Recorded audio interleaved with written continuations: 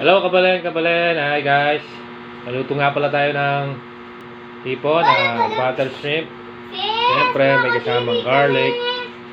Ayan guys, huwag na natin patagalin. Panoorin nyo to guys. Oops, may extra. Ito, si Seses. O, ganun mo kamay mo. Ganito. Bye bye guys. Ayan, kabalan-kabalan. Nagisa na po tayo ng garlic at butter. Ayan guys, napakasarap na ating lulutuin. Ang ating lulutuin ay hipon butter shrimp.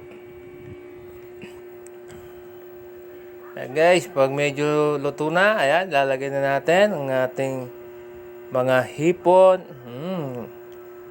Ayan guys, yung amoy pa lang, parang nalalasahan ko na, napakasarap. Amoy pa lang, ulam na, sabi nga dyan. Kabalen, kabalen. Ayan guys, bali madali lang maluto ang ating hipon, kaya dapat babantayan natin yan. Oh, tingnan mo, luto na, oh, ang bilis, di ba? Ayan guys, ang sarap. Kumusta naman po kayo mga lods? Shout out dyan sa mga idol natin sa laging nakikipag-engage. Maraming salamat. At asahan nyo po na ganun din ako. Lagi po akong nakasuporta sa inyo. Maraming salamat po sa inyo mga lods.